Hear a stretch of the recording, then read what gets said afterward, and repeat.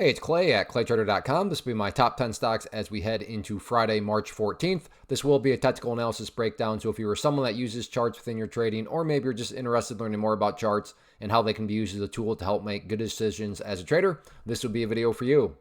Real quick, some clarifications. Number one, the candlestick that you see right there will be moving around and changing. That is because the market is still open for a small amount of time. But I like to do these videos when the market is still open because sometimes we can capture some really interesting late day price movement. Second, I'll be using the 30-minute time frame, which means each one of these candlesticks here represents 30 minutes worth of price action.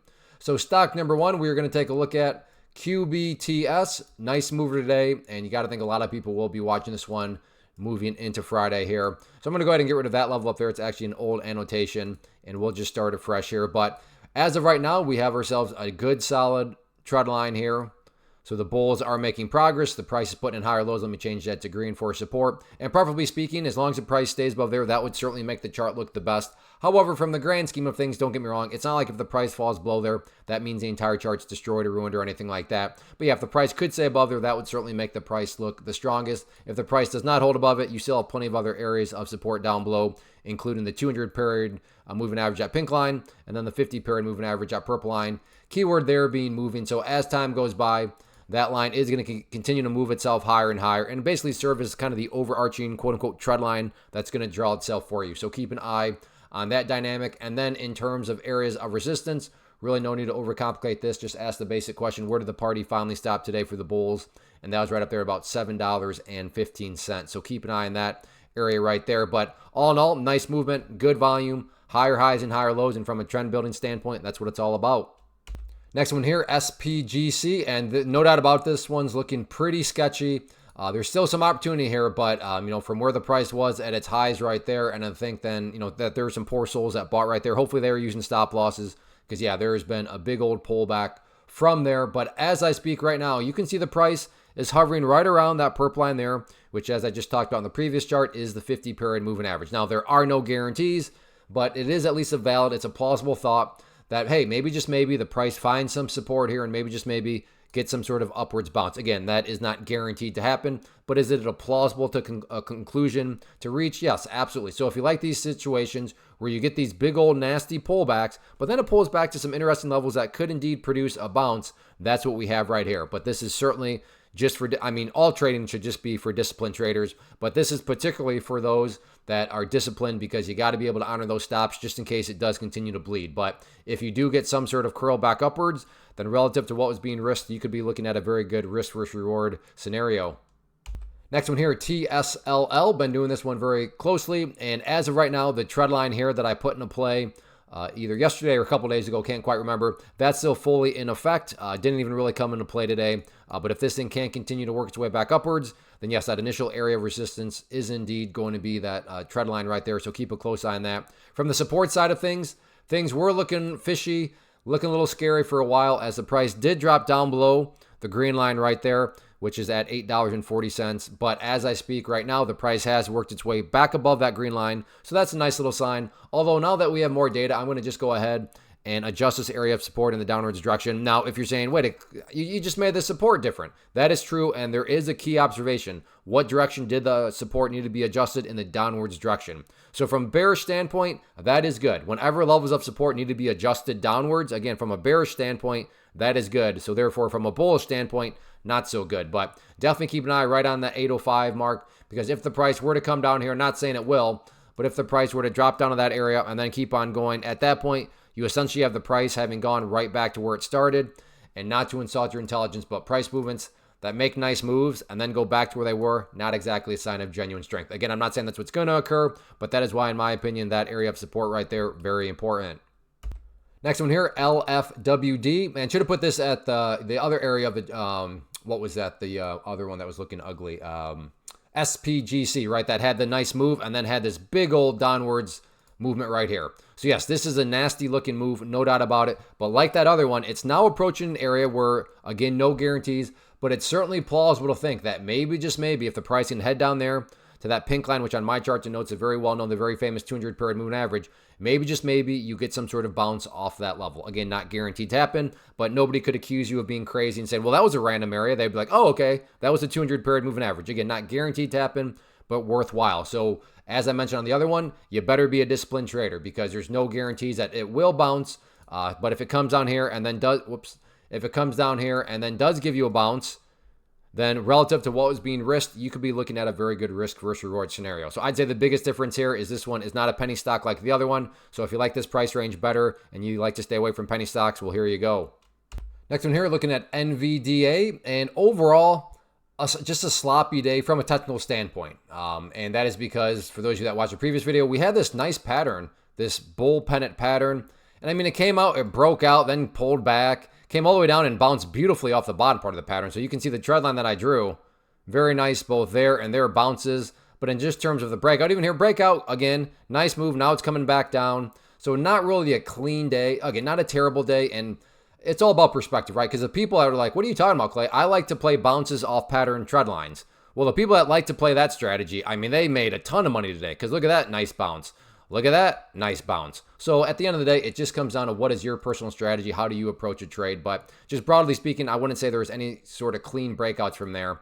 So we'll get rid of those and start afresh because right now, you got to think that a lot of people have now noticed this area right here as the key area of resistance. And I make the comment about a lot of people noticing because when a lot of people are looking at the same levels and wondering the same thing, call it a self-fulfilling prophecy, call it whatever you want, it can certainly produce some very dynamic movements. So no guarantees, but if the price were to come up here and break up through there, more than plausible to think that that break in and of itself could create additional buying pressure. So keep an eye on that. And then from a support trend line standpoint, I'm not sure why I did. Oh yeah, that's because I just deleted everything out. But that level certainly, I would say, needs to stay in there. So that's a trend line that I already had in there regardless. But anyways, I'd still continue to keep an eye on that. So for Friday, entering into this little bit of a kind of a wedge, do you get a break? Which direction does the break happen? Grab your popcorn and we'll see what happens. Real quick, want to take a break and personally invite you to get signed up for this free live online webinar that I'm offering that'll talk about the tools I'm using to build consistency and manage risk. So if you're interested in that, then I'll put a link down below if you're watching on YouTube in the description area, or if you're watching right at my website, there's an area on the webpage that you can use to get signed up. Now, one special note, it is a genuine live class. So maybe you already have something on your schedule this evening. Maybe you're watching this Friday morning and you totally missed it. Send me an email and I will gladly send you a link to the replay of it so that you can watch it whenever fits into your schedule. But if you can make it live, then definitely sign up and I'll see you here in just a few hours. Next one, looking at PLTR, and overall a rough day here. Not a train wreck, but things are certainly looking sketchy. That opening 30 minutes was very, very rough. But in my opinion, at least from the chart perspective, the problem is the price is now down below that trend line there. But also, to be fair, I don't want to be overly dramatic about it because, again, to be fair, the price is at least staying up above. Let me grab that. Green for support. It is still above the lows right here. So it's not like it's even below the lows, of the entire day, but it is down below that trend line right there. So I'm going to get rid of that level so we don't have clutter. But now this is a very important level because if the price cannot hold above 78.75, then we start to get that problem that I talked about earlier where we have the price starting to drift downwards. But now when it drifts downwards, it's essentially going back to where it started. So like I mentioned previously, movements that make great moves and then all of a sudden go back to where they were, not exactly a sign of genuine strength. And that's what it seems like PLTR is starting to knock on the door of, and why, again, I would say 78.25 is a very important level of support. In terms of areas of resistance, yes, we still have this overarching level up here at 85.25, but in the near term now, it seems as though another one has stepped into play right there at about the $81 mark, where you can see a couple of times there was rejected by it, and then right there got somewhat close, didn't hit exactly, but rejected. So keep an eye on that if the price does try to curl back upwards. But in my opinion, at least, top priority on Friday is staying above 78.25. Next one here, TSLA Tesla, and we have our overarching resistance line right there. And like TSLL, by the way, is just an ETF for Tesla. It allows you to trade it just with more volatility. So a lot of this stuff matches up. But like I said, I just still like to do Tesla, the stock itself, because I know a lot of people still care about it. So like that one, I'm going to go ahead and adjust this area of support, but notice the direction. It's being adjusted in the downwards direction. So 233.50, I would say, is a very important level for the reasons that we've been discussing. If the price were to come down there and then break down below it, what would that be doing to the price? That would be putting the price right back to where it was, and that's just not what you want to see, assuming you're a bullish person. Now, if you're bearish on Tesla, then yeah, you want to see 233.50 get absolutely destroyed, so we'll see what happens with it. But in the event the price does come down here, bounces off and then comes back up, that's where, again, this trend line here will come into play, so I should probably just get this extended out some more. And we'll see if it does come in play or not on Friday. But yeah, Tesla's trying to hang in there, but yeah, starting to also look a little shaky. Next one here, looking at INTC, had that news, I think, about the CEO or whatever. And now we have ourselves a nice bull pennant pattern. So as I draw this, please realize I'm not trying to press you. I'm not trying to imply this is some great discovery on my part. A lot of people have noticed this. And I make that comment because, as I mentioned earlier, when a lot of people are watching the same dynamics and wondering the same things, call it a self-fulfilling prophecy, call it whatever you want, it can produce some very dynamic movements. So again, nothing's guaranteed, but if the price were to consolidate out, come up here and get a break, would it be shocking if that break right there created momentum, brought in more buying pressure? I don't think anybody would be shocked by that. Again, not for sure going to happen, but a conclusion that I don't think would necessarily catch anybody off guard, especially within the world of technical. So as far as just the overall pattern is concerned, let's keep it the same color so everybody can see it.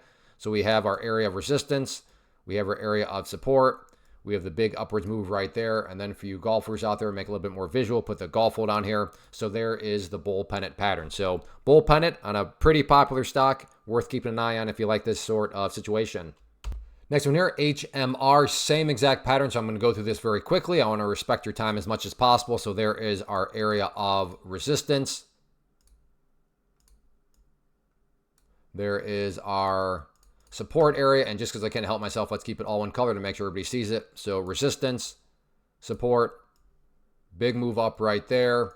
And then the golf hole down here. So another bull pennant pattern. Again, I'd say the biggest difference from here to INTC is this one's down below $5. So if you like this price range and you like bull pennants, here you go. Next one, RGC. And really not a whole lot to discuss on this one other than the fact of the ingredients are there for us as day traders. As day traders, we need volume, we need volatility, and both those things are true. Yes, unfortunately, if you're looking to play a breakout,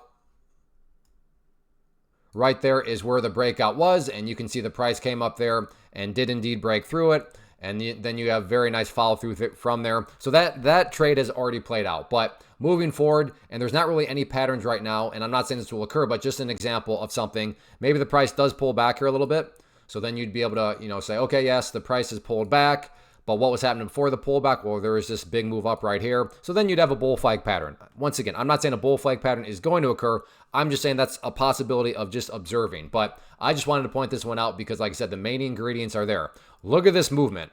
That's a lot of movement. That's a lot of volatility. And then you look down here at the volume, and especially here during the final portion of the day, good to see volume kicking back in.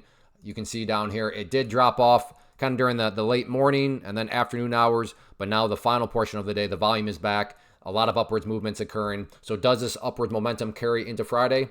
Let's see what happens.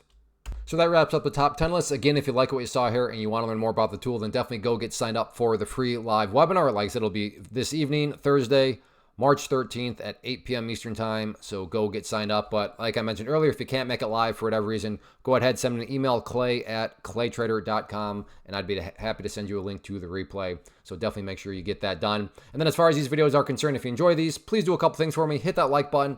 And if you're looking for a super free and easy way to support the channel, please hit that subscribe button, as it really does help out. So again, go get signed up for that free class. And if you can't make it live, send me an email. But hopefully I'll be seeing you here in just a few hours.